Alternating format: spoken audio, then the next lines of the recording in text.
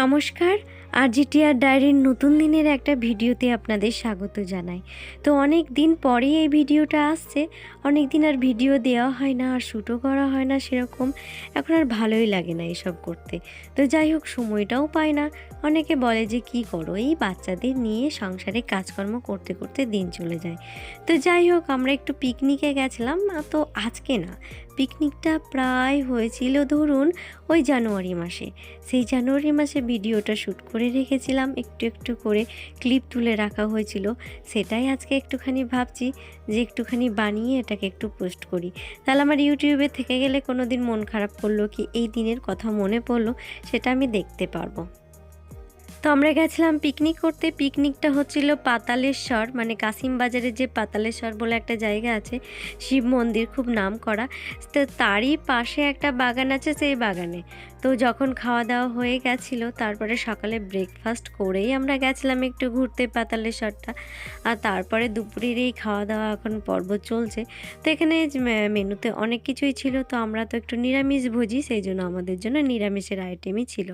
তো যাই হোক, নিরামিষ খাই আর আমিষ খাই, কিন্তু পিকনিক বলুন আর একটু ঘুরতে বলুন, খাওয়ার থেকে না আনন্দ মজা এগুলোই বেশি।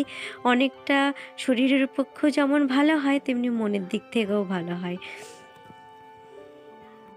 তাই কোথাও গেলে যে খাবার কতটুকু খাবো, কি ভালো খেতে পেলাম, কি খারাপ খেতে পেলাম, তার থেকে বড় কথা হচ্ছে যে অল্প একটু খেয়েও যে একটু আনন্দটা উপভোগ করছি, সেটাই হচ্ছে বড় কথা।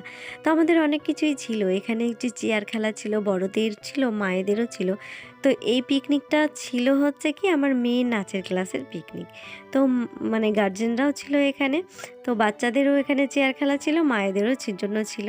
তো অনেক মজা হুল্লোড় হয়েছিল। যাই হোক, আর এই পিকনিক স্পটটাও বেশ সুন্দর ছিল। তারপরে আমরা চলে গেছিলাম এই যে পাতালেশ্বরের একটা মন্দিরের দিকে।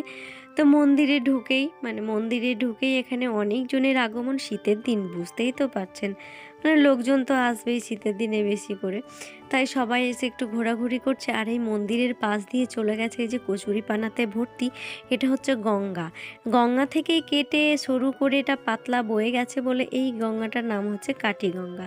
তো যাই হোক, এই মন্দিরের পেছনেই গঙ্গা। যে কোনো মন্দিরের পেছনে যদি একটা নদী নালা থাকে, তাহলে কি ভালোই না লাগে না।